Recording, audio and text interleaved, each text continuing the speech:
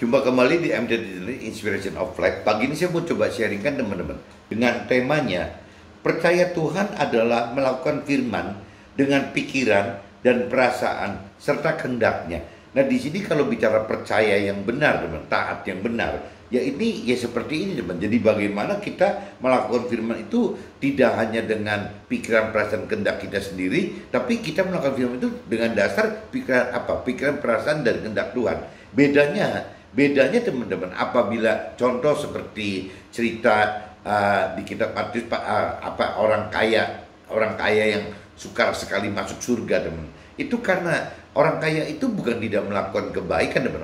Orang kaya itu adalah orang saleh gitu, atau mungkin kalau perempuannya disebutnya saleha gitu, yang memang melakukan firman Tuhan, teman. Tapi melakukan firman Tuhan dasarnya itu dari pikiran, perasaan, kehendak sendiri. Dan waktu itu zamannya si orang kaya tersebut adalah kitab suci itu disebutnya kitab Taurat, teman. Sehingga orang muda yang kaya tersebut bukan tidak melakukan firman Tuhan, melakukan firman Tuhan dan masuk kategorinya tetap orang baik, teman. Dari ukuran standar dunia, ya orang muda yang kaya ini orang baik gitu, melakukan firman cuman dengan standar kitab Taurat. Di mana kitab Taurat itu lebih bicara ke teori-teori rohani, lebih bicara dari teologi gitu. Jadi akhirnya perintah peraturan Tuhannya, firman Tuhan itu kadang-kadang terlalu baku, terlalu kaku gitu, terlalu hukum.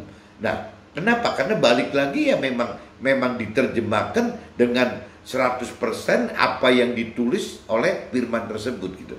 Nah, itu jadi akhirnya yang timbul itu ya hanya pikiran, perasaan, kehendaknya si manusia yang membaca teori firman tadi, teman. Jadi ya kembali lagi itu yang disebut firman Tuhannya itu bentuknya tulisan gitu. Jadi firman Tuhan itu bentuknya logos, tertulis cuma sesuai dengan apa yang ditulis aja gitu. Nah, sedangkan kita bicara kalau zaman sekarang gitu, dengan adanya kitab perjanjian baru gitu, bagaimana sekarang kita mesti menghidupkan firman Tuhan itu dengan pikiran, perasaan, kehendak Tuhan, teman.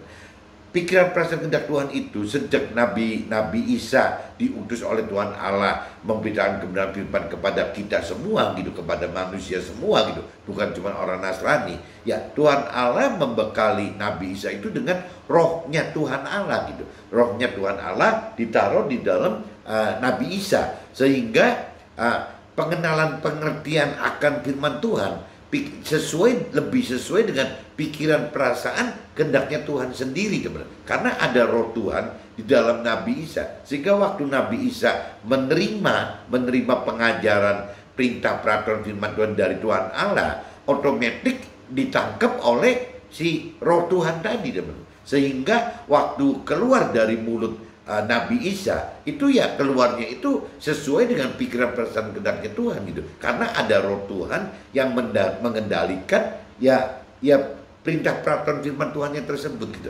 Nah, teman-teman mesti tahu gitu bahwa zaman sekarang Nabi Isa katakan bahwa semua orang, firman Tuhan katakan, Tuhan Allah katakan bahwa semua manusia itu mengandung unsur roh Tuhan, teman. Jadi bukan cuma Nasrani, kembali lagi. Semua manusia itu diberi oleh Tuhan Allah roh Tuhan di dalam rohnya manusia tersebut. Jadi kita mesti tahu bahwa teman-teman, bahwa yang namanya manusia itu adalah satu-satunya makhluk yang istimewa gitu bagi Tuhan Allah. Kenapa? Karena hanya manusia yang diberi ada unsur roh di dalam di luar tubuh dan jiwanya, teman. Tapi kalau bicara makhluk-makhluk hidup yang lain, itu tidak ada, teman. Cuma ada tubuh dan jiwa saja tanpa ada roh gitu. Nah, kalau manusia itu karena memang spesial di mata Tuhan, manusia itu ya makhluk, satu-satunya makhluk yang mempunyai 3 unsur tadi, ada tubuh, jiwa, dan roh. Cuman sayang, teman, bagi yang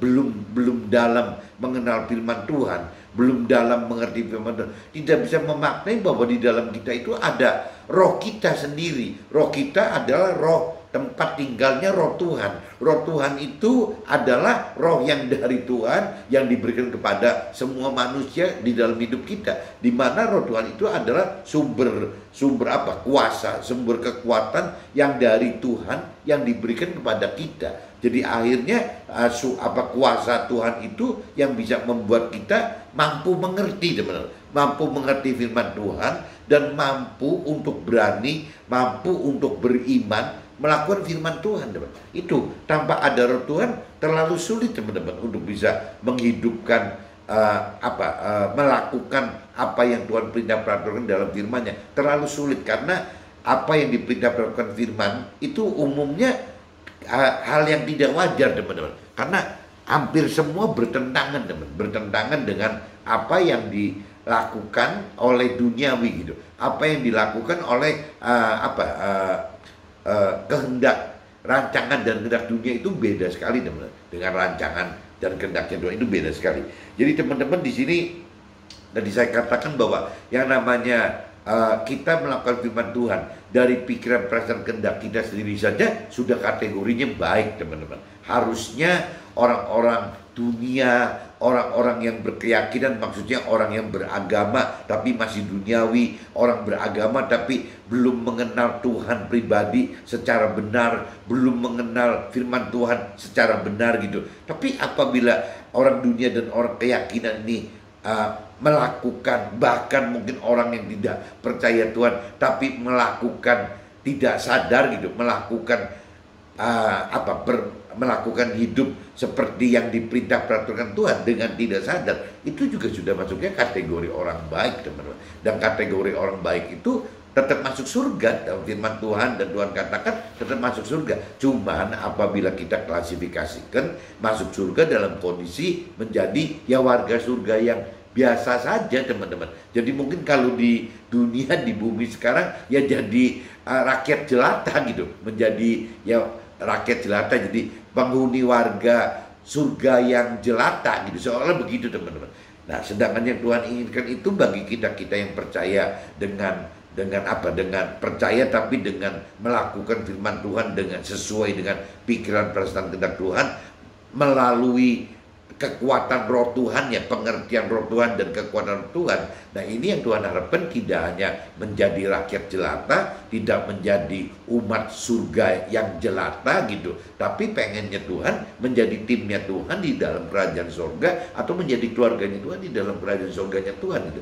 Itu orang yang ditugaskan, orang yang diundang, orang yang dipilih, orang yang diharapkan oleh Tuhan itu adalah orang-orang yang bisa hidup masuk menjadi keluarga Tuhan di dalam kerajaan surga, menjadi timnya Tuhan di dalam keluarga surga. Nah, ini orang-orang pilihannya Tuhan, teman-teman. Orang-orang yang harus melakukan firman Tuhan dengan target sempurna, teman. Bukan cuma sekedar baik gitu, cuma tidak melakukan firman Tuhan, tapi harus sempurna. Ya, sempurna adalah melakukan firman Tuhan sesuai dengan pikiran, perasaan, kehendak Tuhan. Bedanya gitu, makanya judulnya pagi ini saya coba pertajam gitu. Ya, percaya Tuhan adalah melakukan firman dengan pikiran dan perasaan serta kehendaknya.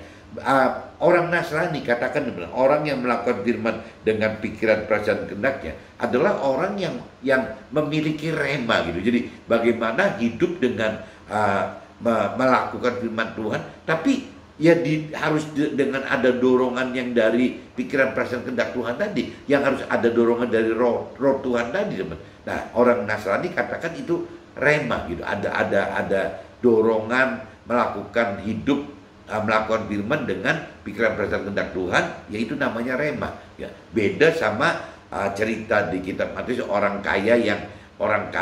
muda yang kaya, ya melakukan kebaikan, tapi tetap sebatas ya hanya melakukan kebaikan aja, melakukan kebaikan ya jadi warga surga gitu, bukan tidak. Tapi kan sayang, teman-teman, ya karena orang kaya itu ya takut gitu, takut meninggalkan, takut mengikuti Tuhan, ya karena ya hartanya banyak. Firman Tuhan katakan begitu. Nah, jadi kadang-kadang belenggu jerat harta duniawi itu ya akan membuat kita tidak bisa sempurna gitu, tidak bisa masuk ke dalam rancangan kehendak Tuhan, yaitu umumnya gara-gara hal duniawi, teman-teman.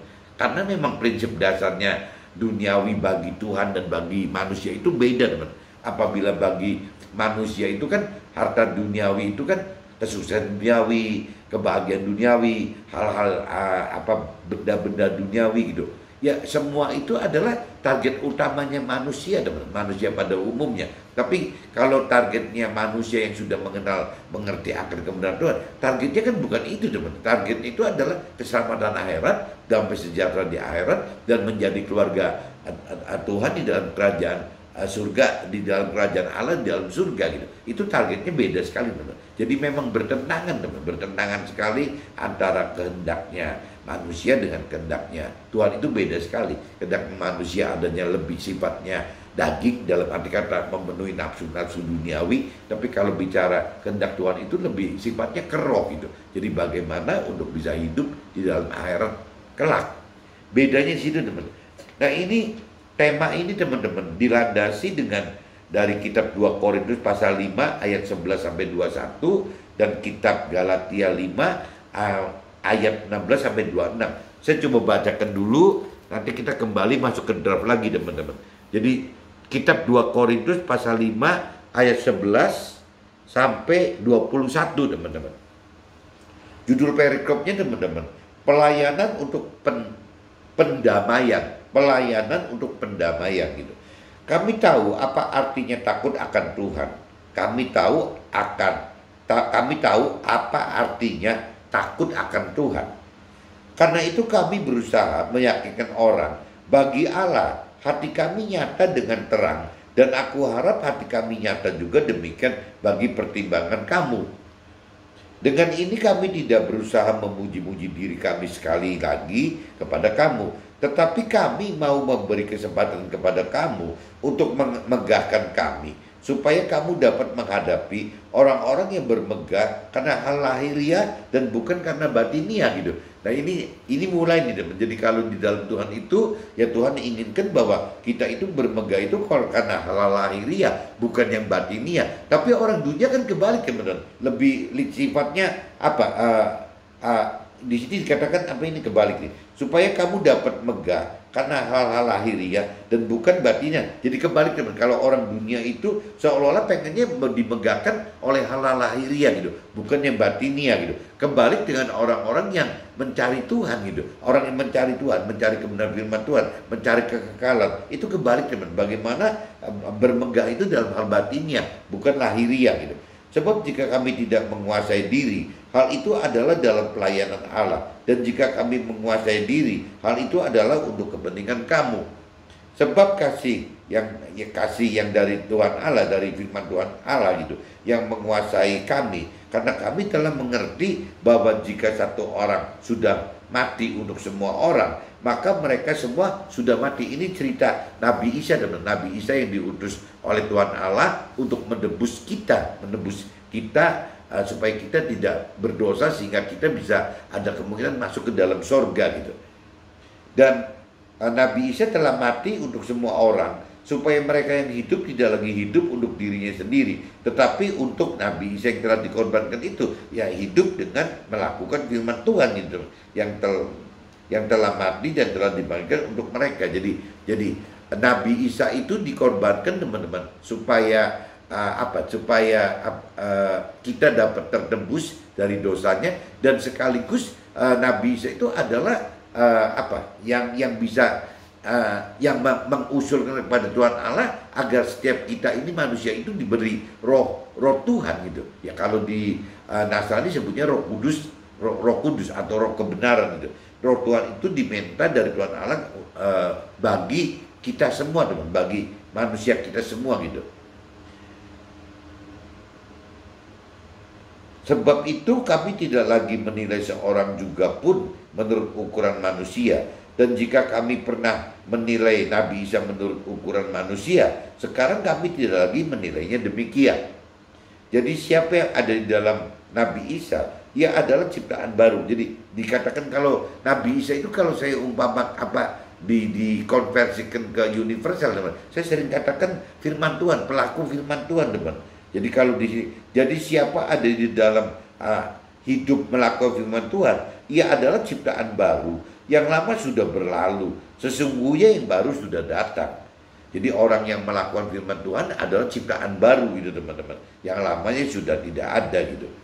Dan semuanya itu dari Allah yang dengan perantaraan Nabi Isa dari perintah dengan firman Tuhannya telah mendamaikan kita dengan dirinya dan telah mempercayakan pelayanan pendamaian itu kepada kami.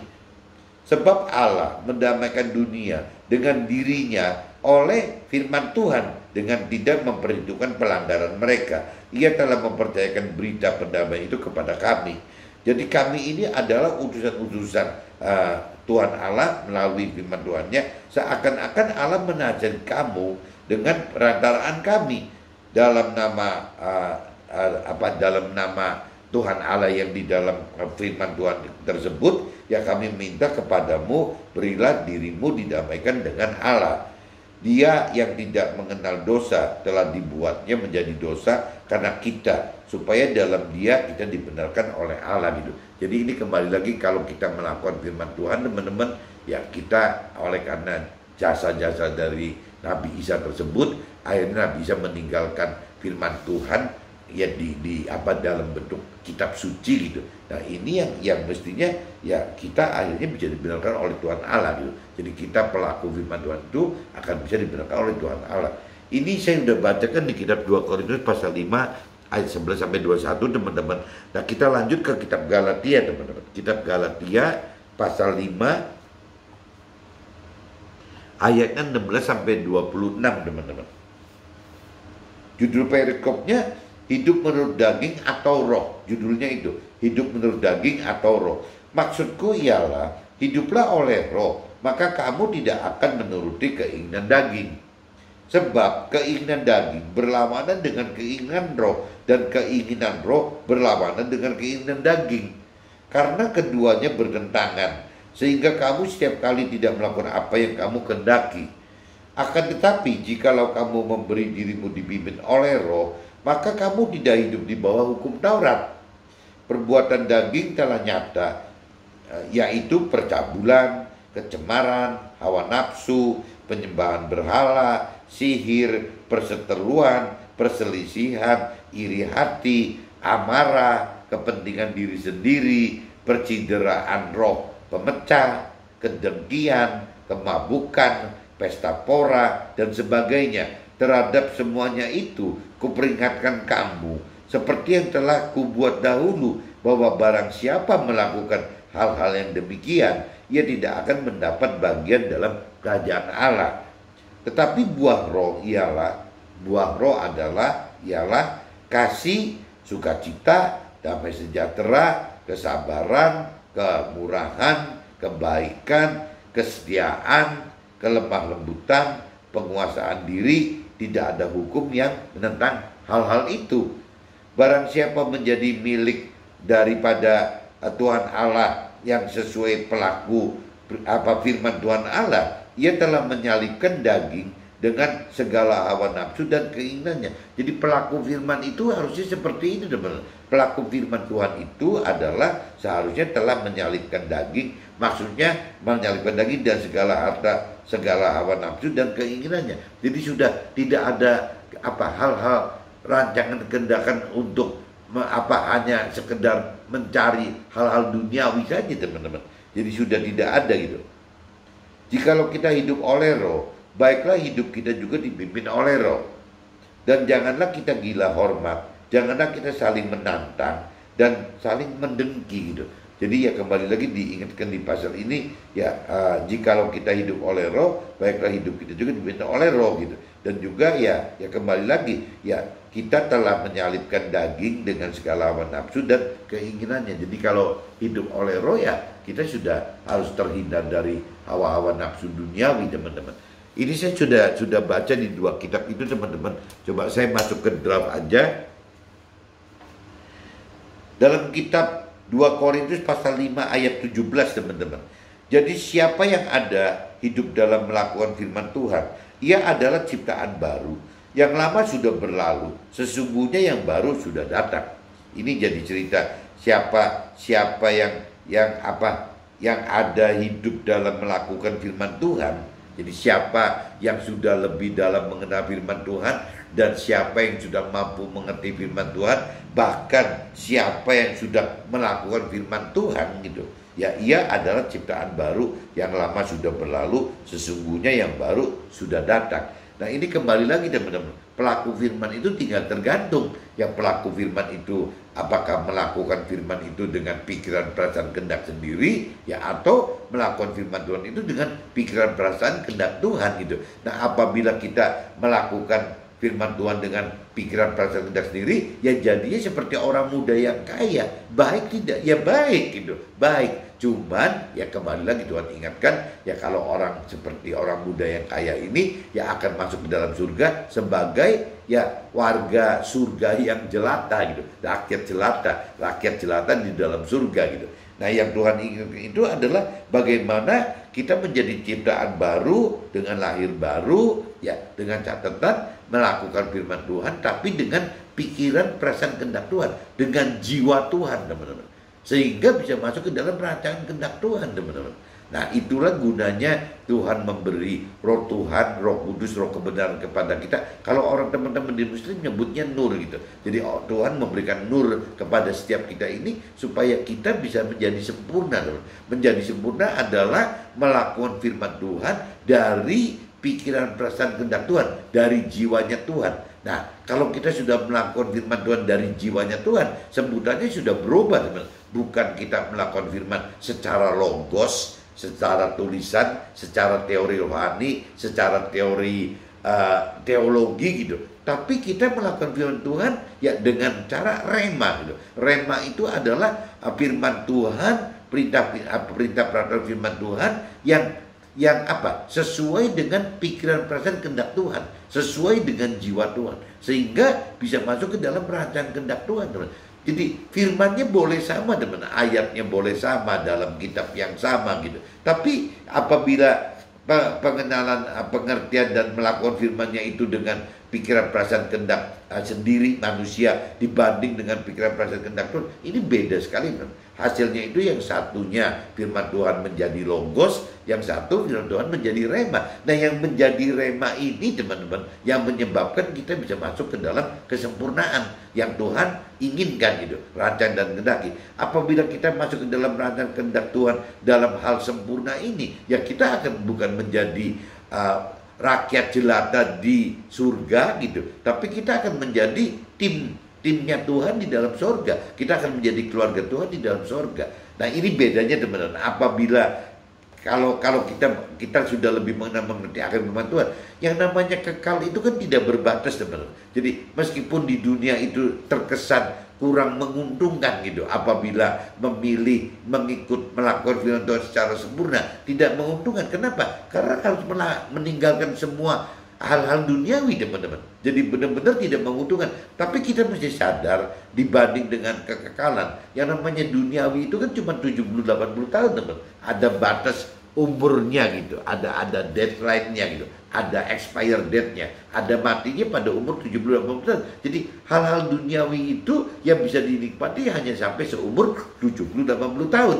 Ya, beda, ya bisa sih gitu. Firman Tuhan nanti mengatakan umur manusia maksimal itu 120 tahun. Dan tinggal terserah kita pengen ambil yang mana gitu. Kalau kita pengen aman, ya ambil yang 70-80 tahun. Tapi kalau kita pengen excuse, mau ambil 120 tahun juga tidak menyalahi. Karena memang firman Tuhan katakan, memang umur manusia itu yang terpanjang itu, yang terlama itu 120 tahun. Tapi kan tetap teman-teman, pengen ambil standar 70-80 tahun atau pengen ambil standar 120 tahun, tetap kan ujungnya kita akan menghadapi kematian teman-teman. Dan itu tidak bisa dihindarkan, pasti mati gitu. Nah sedangkan kalau kita bandingkan dengan yang namanya alam kekal itu kan tidak berbatas teman-teman. Ya tidak ada batasan 70 tahun atau 80 tahun atau 120 tahun, itu seperberapanya, berapa persennya dari kekal. Itu kan nggak bisa dihitung teman-teman. Karena kekal itu tidak ada batas gitu. Nah ini yang Tuhan maksud itu, apabila kita bisa menjadi keluarga Tuhan di dalam sorga, menjadi tim Tuhan di dalam sorga, di dalam kerajaan Tuhan di dalam surga, ya akan lebih worth it, lebih berguna ya, dan lebih pantas gitu. Kenapa? Karena kita menjadi keluarga Tuhan, kita menjadi tim Tuhan di dalam surga itu untuk selamanya teman-teman, sampai ke alam kekal tadi gitu, nggak ada batasnya gitu. Sedangkan kalau kita sukses duniawi misalnya, atau bahagia duniawi, atau kita dapat terpenuhi nafsu-nafsu dunia, kan cuma batasnya 70, 80 atau 120 tahun gitu. Jadi kalau bicara orang-orang yang berpikir dengan pola pikir rohani, ya harusnya berani pilih yang ini teman-teman. Ya karena kita akan menjadi sempurna sehingga mendapat kebaikan yang bisa menjadi keluarga itu dalam surga. Tapi kalau kita bicara menjadi orang baik saja, melakukan firman Tuhan seperti orang kaya, orang muda yang kaya tersebut, ya mereka masuk surga gitu. Ya menjadi rakyat jelata di dalam surga, ya gara-gara mempertahankan satu kesuksesan duniawi, kebahagiaan duniawi, pemenuhan nafsu duniawi yang sebatas cuma 70, 80 atau 120. Itu apabila baik loh teman, kategorinya baik. Tapi kalau orang yang jahat teman-teman, orang yang jahat bagi Tuhan itu tidak bisa ada cap di dahinya jahat atau baik gitu. Yang namanya orang jahat itu adalah orang yang tidak melakukan firman Tuhan, ya dianggap melakukan kejahatan dari kacamata Tuhan gitu. Jadi orang jahat itu adalah tidak lihat sadis atau tidak sadisnya. Ya kalau dunia kan melihat orang jahat kan seperti itu. Orang jahat dari versi rohani adalah orang yang tidak melakukan firman Tuhan. Orang yang tidak melakukan firman Tuhan adalah orang yang jahat. Kenapa orang tidak melakukan firman Tuhan? Karena orang tidak mengenal firman Tuhan. Ya kalaupun mengenal firman Tuhan, orang tidak mengerti maksud dari firman Tuhan gitu. Dan kalaupun sudah mengerti firman Tuhan, tapi tidak melakukan firman Tuhan, tetap aja teman-teman kategori adalah orang jahat, orang berdosa, dan ujungnya masuk ke neraka teman-teman. Nah ini kan jangan sampai, ya kalau kita urutkan, kita jangan jadi orang jahat yang tidak melakukan firman Tuhan.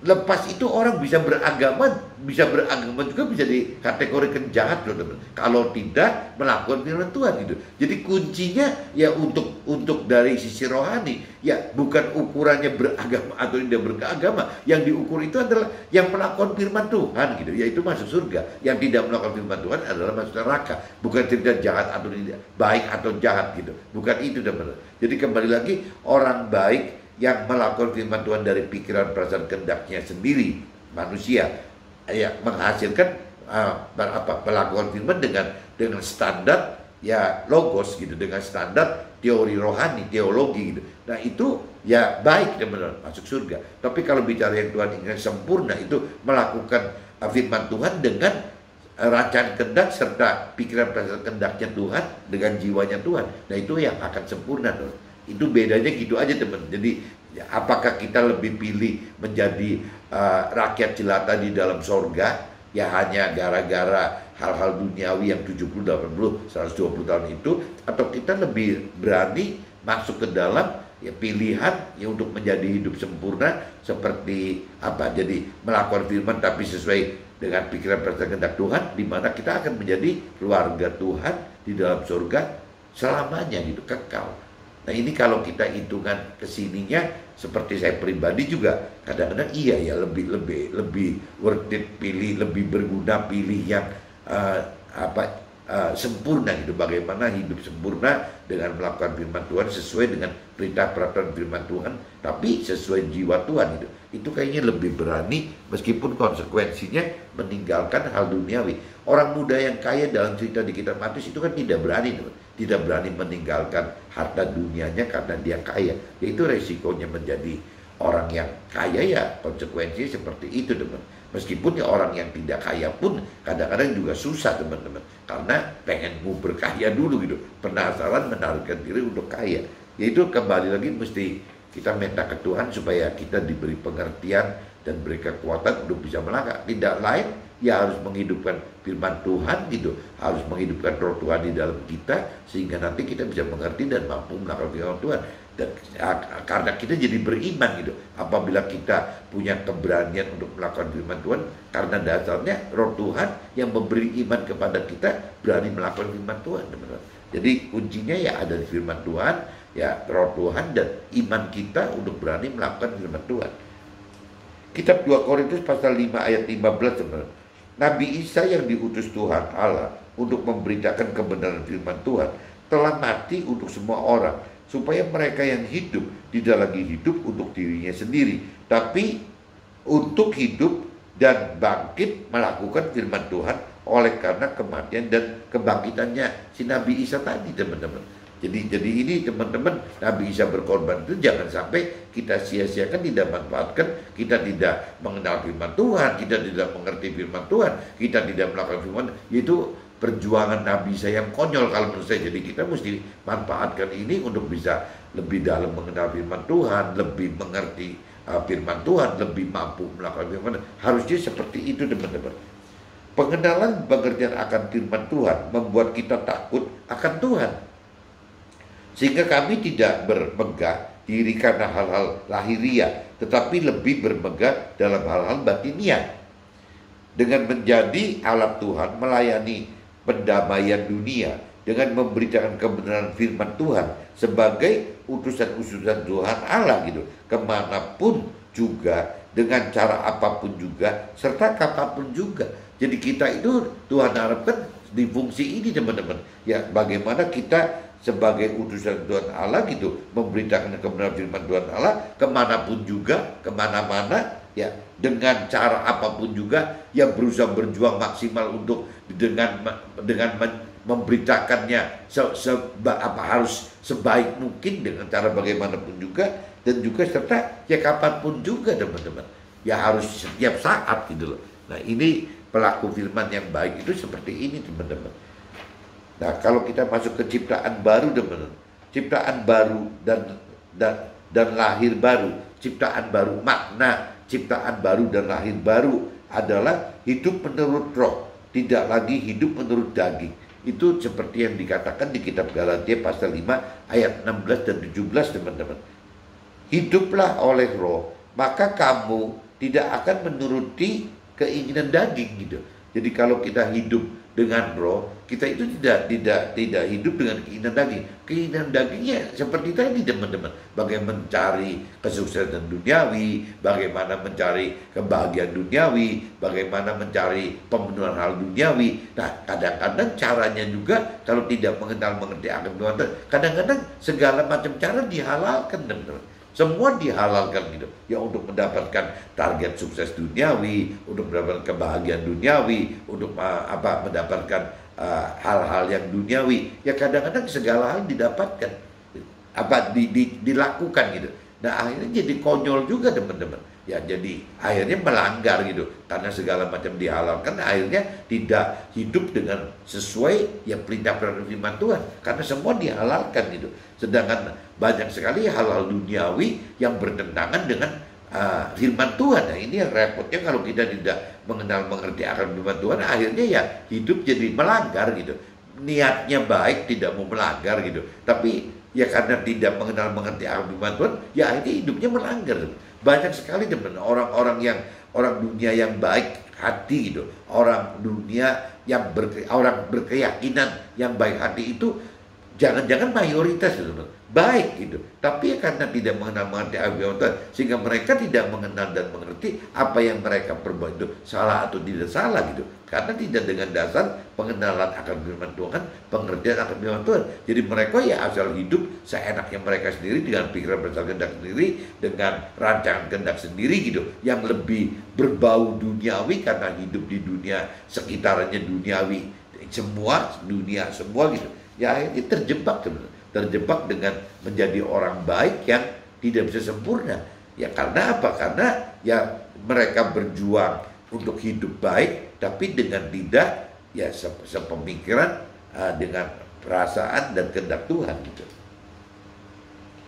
Sebab keinginan daging berlawanan dengan keinginan roh, dan keinginan roh berlawanan dengan keinginan daging, karena keduanya bertentangan, sehingga kamu setiap kali tidak melakukan apa yang kamu kehendaki. Itu jadi nah, ini yang konyolnya, keinginan daging itu lebih besar daripada keinginan roh. Jadi rohnya yang kalah, teman-teman. Nah, ini kalau kita tidak bisa kuatkan keinginan roh kita, ya firman Tuhan katakan tidak mungkin gitu. Pasti kita melakukan keinginan daging gitu. Jadi memang apa ya, untuk bisa kita hidup melakukan keinginan roh itu ya butuh, kembali lagi teman, kebutuh roh Tuhan ya untuk bisa menguatkan kita bisa hidup dengan keinginan roh itu. Tanpa ada roh Tuhan kita otomatis akan terbawa teman, terbawa ke dalam arus, yaitu karena kitanya juga ada daging, kitanya ada nafsu-nafsu duniawi yang memang Tuhan juga tidak bunuh nafsu-nafsu duniawi kita kok.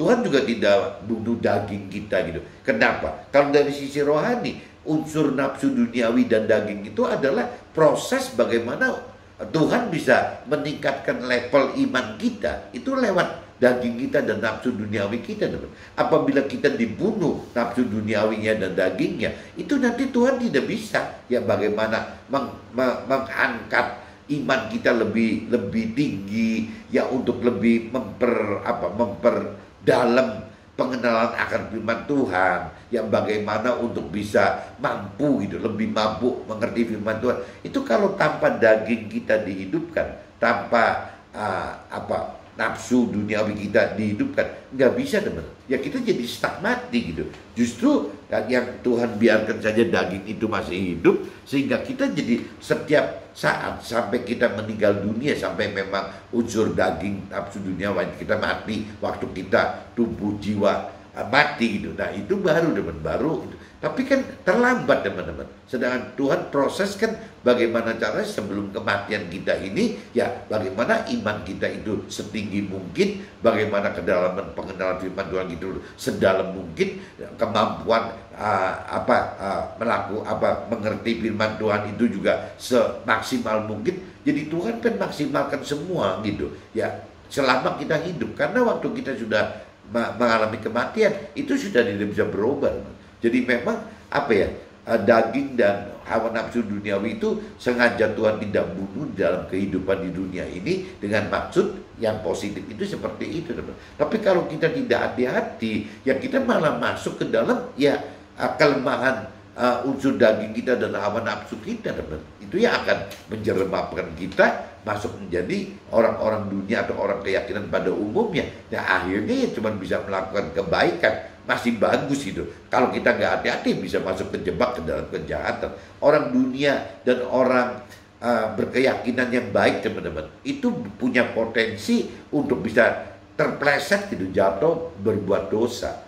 Kan sayang, teman, karena tidak mengerti firman Tuhan gitu. Jadi mereka cuma baik dasarnya karena memang adat istiadat diajar baik, dari tradisi juga diajar kebaikan. Ya memang kalau cerita tradisi dan adat istiadat orang-orang tua kita, leluhur kita, memang tidak jahat kok, memang ngajar kebaikan gitu. Tapi ya kembali lagi, kebaikan manusia itu kan sesuai dengan pikiran, perasaan, kehendak dan rancangan kehendak manusia yang terpengaruh oleh hal dunia. Tapi kalau bicara sempurna yang Tuhan inginkan adalah pikiran, perasaan, kehendak Tuhan yang sesuai dengan rancangan kehendak Tuhan, ya memang dengan kekuatan roh Tuhan tadi, teman-teman, sehingga bisa sempurna gitu. Tanpa roh Tuhan ya tidak mungkin masuk dalam kesempurnaan.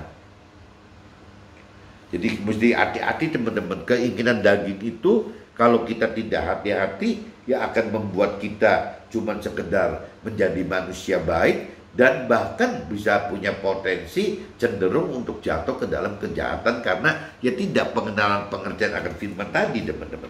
Di kitab Galatia pasal 5 ayat 18, teman-teman. Akan tetapi jikalau kamu memberi dirimu dipimpin oleh roh, maka kamu tidak hidup di bawah hukum Taurat, di mana hidup dengan melakukan hukum Taurat adalah hidup dalam kriteria, hidup dalam kebaikan manusia pada umumnya.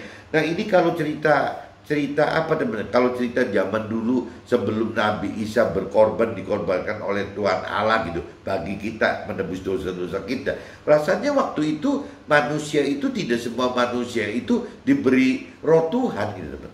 Karena banyak teman nabi-nabi di cerita kitab perjanjian lama di Nasrani itu gitu, tidak semua orang diberi roh Tuhan, hanya nabi-nabi gitu, rasul gitu, yang memang apa ya, Tuhan istimewakan memberikan roh Tuhan kepada mereka gitu. Contoh kayak Nabi Abraham, begitu akrabnya Nabi Abraham dengan roh Tuhan gitu, dengan Tuhan Allah, ya sampai bisa begitu teman. Begitupun Nabi Ayub gitu, ya itu kan karena memang kedekatan Nabi Ayub dengan Tuhan gitu, melalui roh Tuhan. Tapi tidak apa ya, tidak seformal, tidak sebaku zaman sekarang teman-teman. Periode zaman kita sekarang hidup itu kan sudah ada di kitab perjanjian baru teman-teman. Kitab perjanjian baru itu ya, Nabi Isa, Tuhan Allah itu sudah utus Nabi Isa menebus dosa kita, dan sudah di setiap manusia itu, bukan cuma Nasrani, saya ingat sekali lagi ya, semua manusia itu sudah ada roh Tuhannya teman-teman. Nah ini yang membedakan cerita di apa,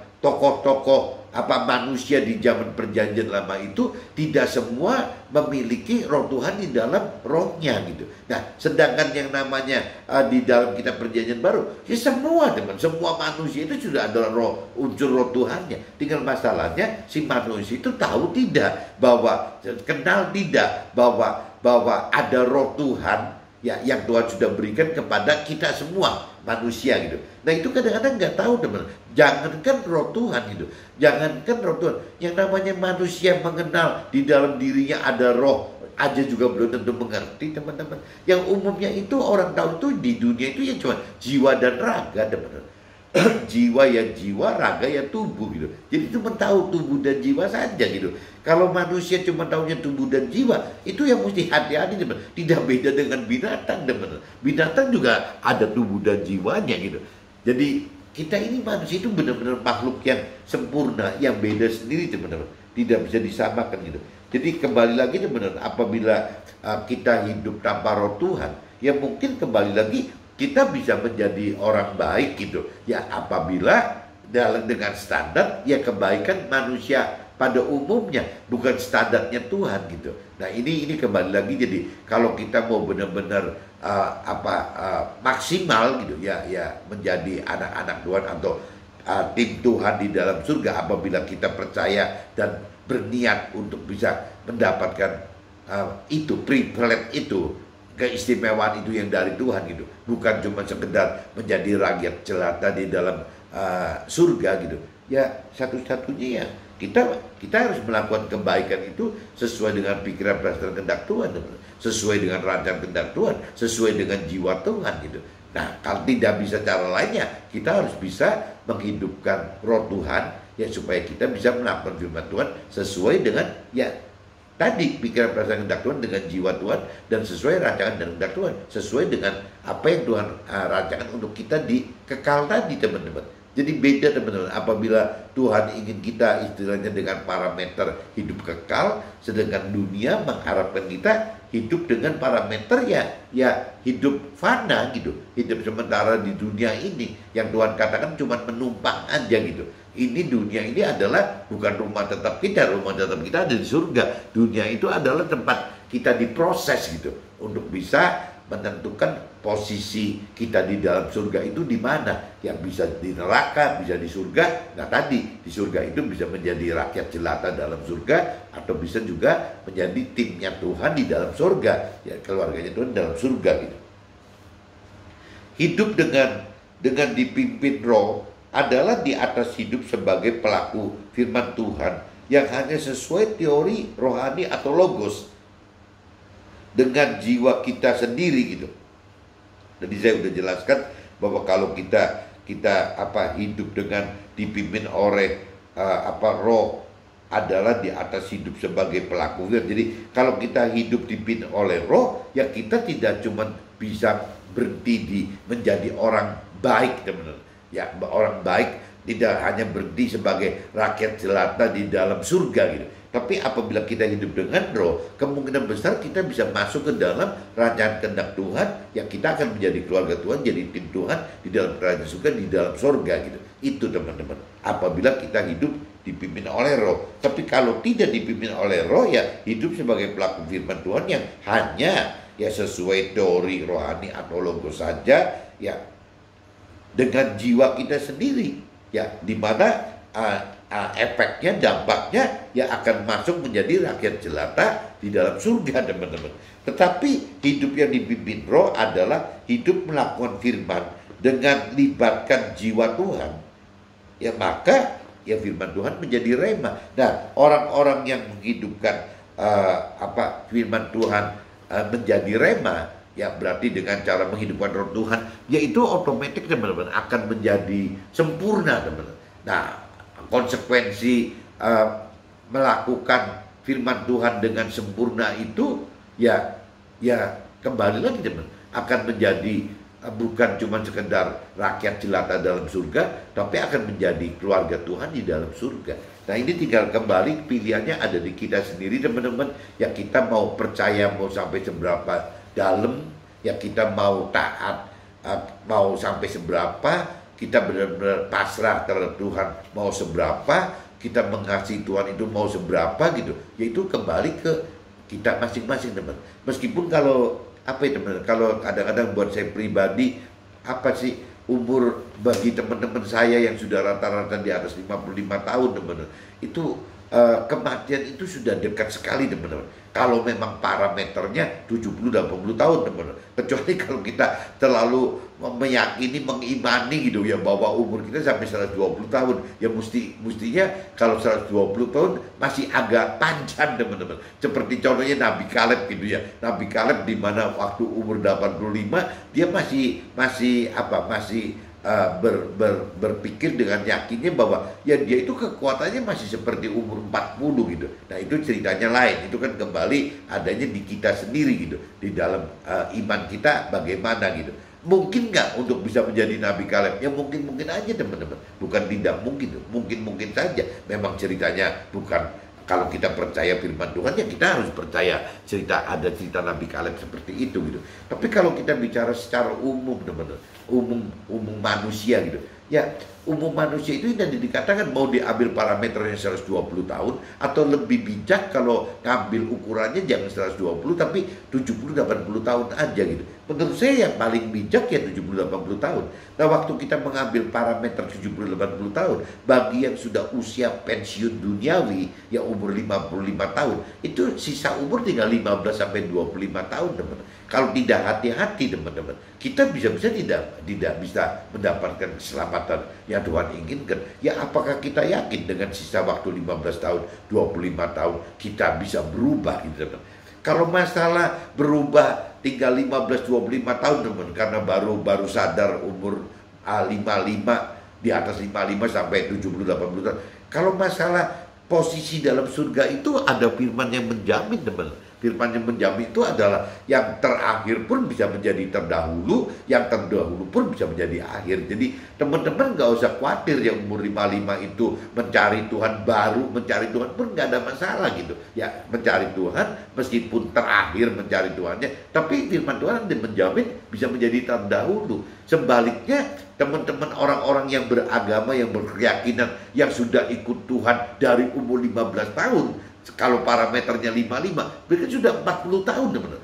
40 tahun bersama Tuhan, gitu. Menganggap sudah bersama Tuhan. Tapi kalau cuma hanya beragama, tidak mengenal firman Tuhan, tidak mengerti firman Tuhan, dan tidak melakukan firman Tuhan, orang yang sudah dari umur 15 pun tidak ada gunanya, teman. 40 tahun itu sia-sia terbakar begitu saja gitu. Bisa-bisa kalah sama orang yang baru terima Tuhan waktu umur 55, teman, atau lebih tua dari 55 dibanding terima Tuhan waktu umur 15 karena tidak mengenal firman Tuhan, tidak mengerti firman Tuhan dan tidak melakukan firman Tuhan. Beda sama orang yang sudah terima Tuhannya tua gitu, 55 tahun ke atas, tapi ya yang mencari Tuhan dan memang langsung belajar mengenal untuk maksimal, mengerti maksimal dan melakukan maksimal itu. Nah, itu lebih baik daripada orang-orang yang dari umur 15 sudah terima Tuhan tapi tidak mengenal firman Tuhan, tidak mengerti firman Tuhan dan tidak melakukan firman Tuhan. Jadi teman-teman yang sudah 55 jangan putus asa, teman. Ayo berjuang untuk bisa maksimal supaya bisa yang terakhir menjadi terdahulu. Oke, teman-teman. See you. Bye-bye.